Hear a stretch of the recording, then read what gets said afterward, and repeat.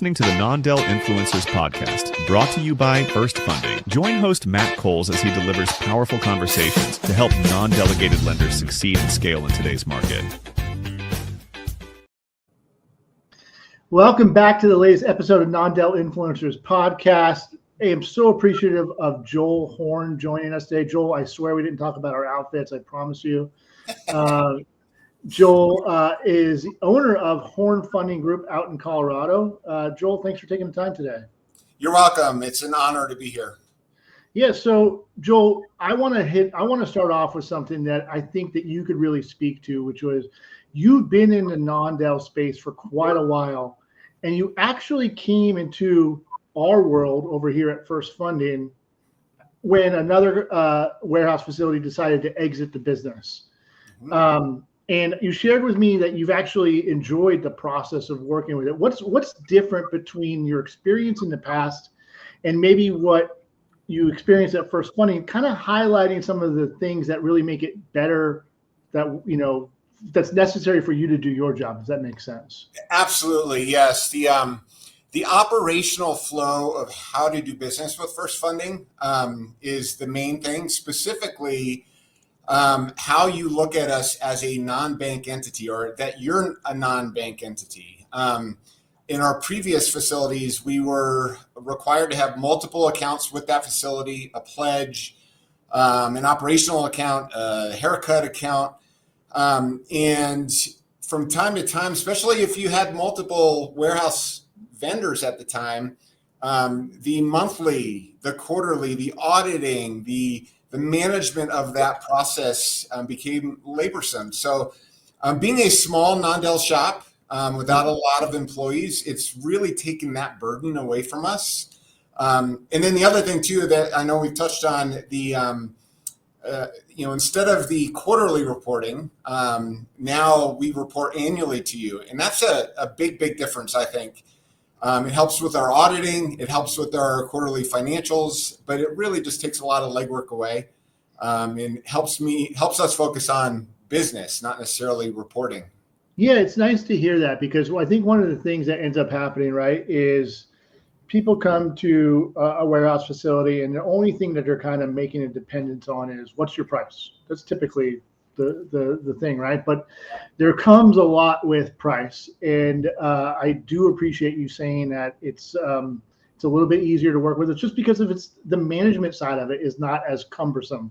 So I would equate that to saving you time and energy on your side equates to money in your pocket for sure. Well, if I could add another practical example of that, looking at liquidity, for example, now it gives us the ability to look at our liquidity and our needed net worth and all that on an annual basis. So, for example, now September, typically with other banks, we would have to be focusing on liquidity on our September 30th deadline to make sure, all of our lines stay correctly open. Yeah. One thing I like to do, and what we're going to do this month, is take a look at preemptively funding our profit sharing account for the year 2025, meaning into our 401k, into our profit sharing. That lets us take some of that liquidity that would just be sitting there anyway and moving it 3 or 4 months early into an active account. And of course, our employees love it too, because they get access to the funds sooner without having that need of liquidity. So I can use that liquidity for other things with our operational. We look at things a little differently on an annual basis, not a quarterly. Oh, that's fantastic. I know we ended up hiring some people that were with the former warehouse provider. And one of the things that they really appreciated was the fact that they didn't have to chase down paperwork on a quarterly basis. Yeah. And it really depends on your loan size. I'm not going to say listen, we do have warehouse sizes that we do require quarterly reviews, and that's good, prudent business if you have a significant facility. But for a facility like you, which is a standard non-Del facility, the annual review process takes a lot of the pressure off of you and your business model, I'm sure. Yep. Take me through your journey, Joel. You've been doing non-Del for so long, and I think we talked a little bit about it before our call. We had a call last week. You did non-Del when it was harder to do non-del, if I'm not mistaken, right? So take me through that journey of what it looked like for you. Well, Horn Funding started as a mortgage broker shop, I think for the first 2 to 3 years. And we then transitioned, I think in 2013, to the non-del space. Yeah. Believe it or not, basically nobody, wholesalers, account reps, nobody knew there was no blueprint out there, no game plan on how to actually do that. Yeah. It was basically, sign up for MERS, get your E&O insurance, and apply with a warehouse lender, and then there you go. But what wasn't necessarily talked about was the risk and the process flow and the mindset that needed to change. And more importantly, even beyond all that, what all the values are and benefits, and then actually how to use those benefits in the street. So it's been it took us years to figure that out. And once we did, it was like, oh goodness, this is great, especially going into the COVID world. It really helped us being non-del during that platform or during that market. Yeah, I mean, I was a pretty successful account executive for a wholesale lender down in, based in Los Angeles out of here. And I did a ton of wholesale. And I got to be honest with you, like the non-del was so foreign to me, like that when people wanted to do non-del, I'm like, I don't really know what the process looks like. Like, I know we kind of do it, but the purchase process wasn't fantastic. The delivery, the structure of it wasn't really out there. So there's probably very few investors that you trusted at that point to really do it well, I would imagine. That's right. And we had to learn the best process along the way. Trial and error, lots of error, lots of error, lots of failure, lots of failing forward, right? You try it, you didn't do it right. And then you created a system to fix it, and then it turned into technology, and then now you're doing it right. Yeah.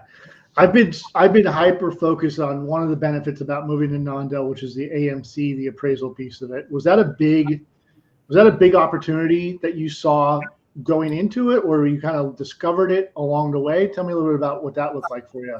It was when we did, because more so then than today, but when we did, if you remember, it was the appraisal world was a mess. I mean, it was taking 2, 3, 4, 5 weeks for appraisals. You were bidding appraisal costs, higher bids for a rush, $1,200 to get it back in 2 weeks instead of 4 weeks.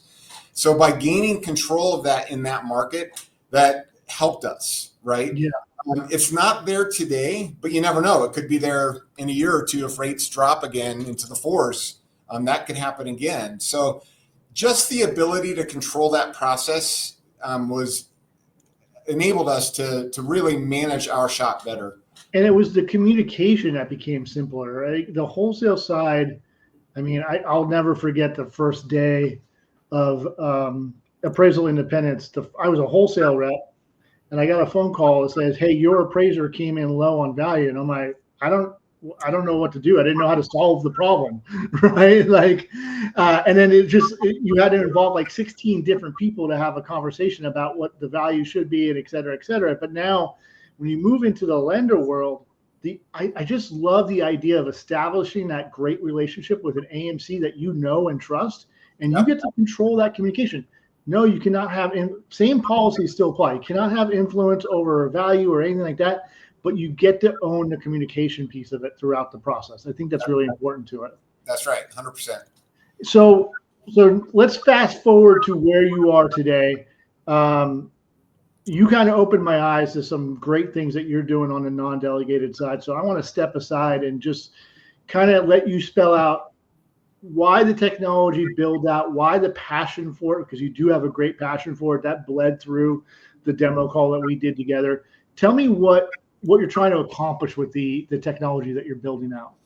Sure. That actually started a long time ago, even before Horn Funding. I've been working on this 20 years, multiple iterations, right?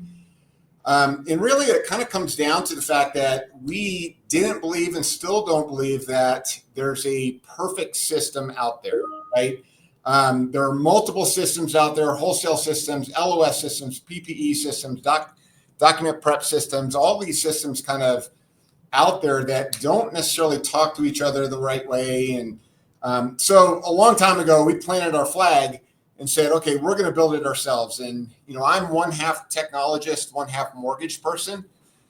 Like you said, as we had talked, but where this current system that you saw, so we've built a whole business management technology around specifically the non-Dell space, including an LOS, including a PPE, all custom built. It's not perfect, but what it is exactly what we need and what we want. Every click is mapped out to a best process that we've really designed around the non-Dell space. And really where this came into play, where we planted our flag, Matt, and said, okay, we need this. It was right after TRID, I think 2016. Yeah. And we had an issue. We had a fail. We had a problem. One of our loan officers we were working on a legacy technology. And in that technology, there was one field, I think it was, how much do you put, if I want to, or how much does my loan term go down if I pay an extra $500 a month? Well, long story short, that fed to the CD, which then basically created an unsaleable situation. Wow. By one data field being out of whack in the sea of data fields that this LOS system had, right? Completely disconnected from all the other areas. So we said, all right, we're going to plant our flag on this. And we're going to build a better solution. And we're not going to allow this to happen with that solution, and be a lot more qualitative in our approach to our shop. And it's been, a journey and multiple iterations, but we are at a space now of potentially going to look at a broader market. I know you and I have talked about that because I do think our technology can help others. And I do think our passion can help others, especially back to the, helping that mortgage broker make that transition, helping to provide that blueprint, if you will. Yeah. There's a couple things that it caught my attention. And when you move into the banker world, there's a couple other things that you need to manage, right? And Joel, I'm sure you're like me. I don't have more time in my day to add more things I need to manage, right? And you had a place for the insurance requirements that you need to carry. You had a place for what the advance rates were for your warehouse facilities, what the costs were. You just had all in one place, simplified information for people to grab at and go, you know what? My renewal notice for first funding is coming up. I need to get this done, right? Like you didn't have to rely on me and maybe missing an email or missing a phone call or whatever it could be. It's just all in your system so that you can have continued best practices. I just thought it was a fantastic demo. That's right. And I think, where that comes from, once again, is the pain of missing a deadline or the pain of not renewing a vendor on time. What I like to say, Matt, or Joel, hold on. Or canceling a vendor on time. That's something that we definitely talked about, right? You want to share that experience? Absolutely. I think about 5-6 years ago, we had a technology. It was a 3-year contract, and I think we were paying $1,500 or $1,800 a month on it. And at the end of the contract, we recognized that we don't need this anymore. So great, the contract's over. We're going to get rid of this technology and move on our way. Well, there was a fine line in that contract that said if you don't basically communicate the fact that you're going to end the contract within, I think it was 60 days, then we're going to automatically renew you for another 12 months. Yeah. And that's contractually binding, right? So I said, all right, that cost us $18,000 of an extra year of contract that on technology we didn't need. Yeah. So why don't we build a system around it? Why don't we build an alert system that says, okay, you have this vendor that's renewing as you're running your mortgage business. Well, it's going to start alerting 60 or 90 days early. A practical example, we have a DocuSign agreement. It's coming due later this month, actually. 90 days ago, I sent a cancellation notice with an option to renew. So just in case, as we're renewing today, I can choose another vendor, although we'll most likely still use them. Yeah. The technology. So tell me a little bit about like what you said you're looking to maybe expand it out a little bit. What does that look like for you? And tell me what that customer, the end customer, who would be your target end customer today? Yeah, absolutely. It's not going to be for everybody, as we had talked. My personal belief of moving from broker to banker, moving from broker to non-del, takes first and foremost a mindset shift, right? There are some great mortgage brokers out there. There's some mega brokers that are doing a phenomenal job in the marketplace, but the average mortgage broker has transactional mindset, right? And I know you talk a lot about that of, where can I place this loan that feeds my comp plan the best while I'm on the golf course. And, there's nothing wrong with that. No. But the non-del space is transformational mindset, right? You have to look at your business more from an ivory tower of how do all your systems kind of work throughout that. Right. So that said, our technology speaks very, very well to that.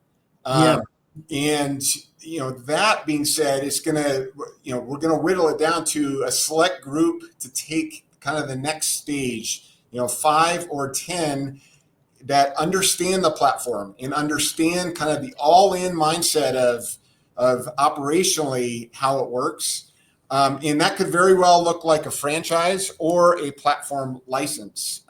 We're a big fan of doing the same thing the same way every single time.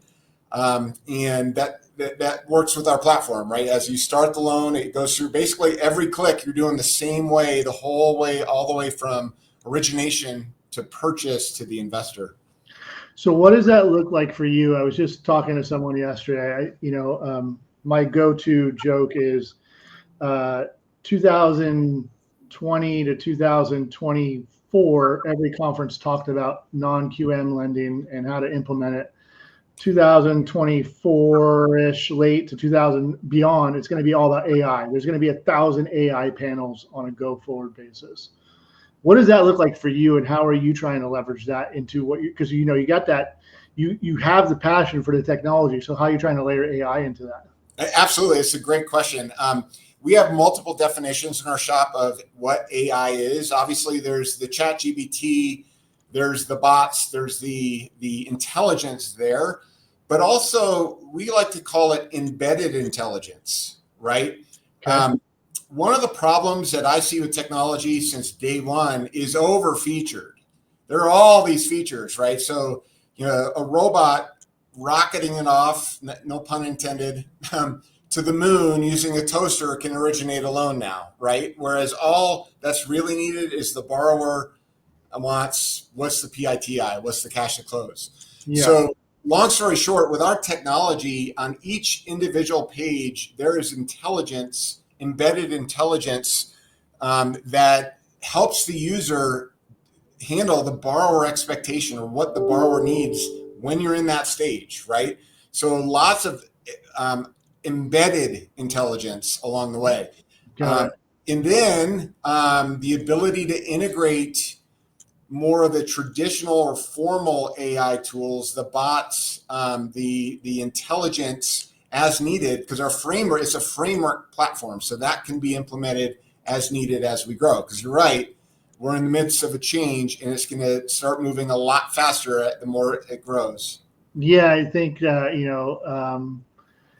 everyone's trying to, I love the advancement of AI. I think it's super great.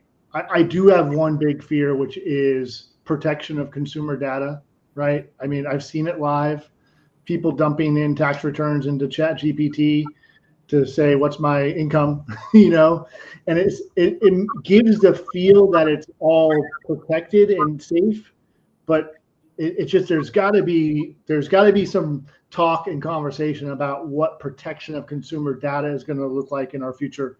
Without, as fast as the AI is advancing, how do we continue to protect the consumer's data? I'm sure that's on your mind as well. That and intellectual property data, right? So as I asked ChatGPT on how to help me write a code with our team, what am I giving into that? And making sure that I do have very like test cases, fake dummy data, phantom data that I'm uploading to show them kind of the scenario.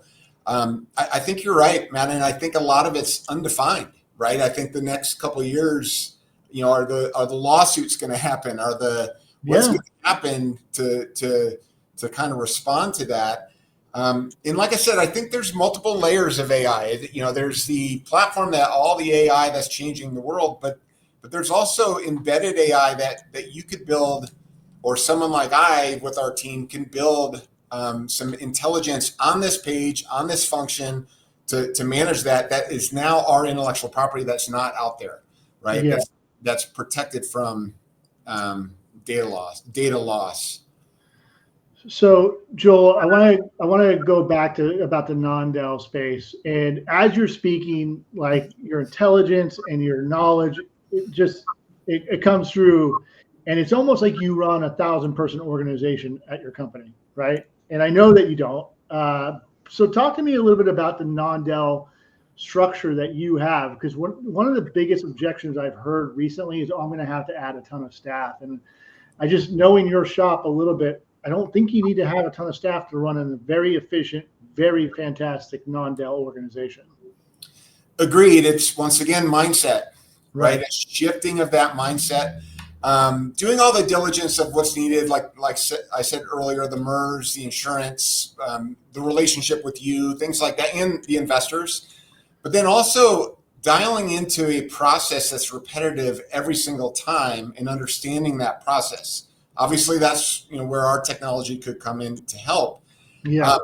But I also think that back to that mindset concept is that the traditional way of mortgage lending, where you need 1 or 2 or 3 or 4 processors to handle a loan, is no longer there, right? You're no longer needed. For example, we've been able to handle the assistant or define an assistant role all the way from basic loan admin to pre-underwrite structure to scrubbing conditions to working with the underwriters, and then taking a huge leap over to the closing, the compliance, the post-closing, the ordering the wires. So we have a very, very small shop.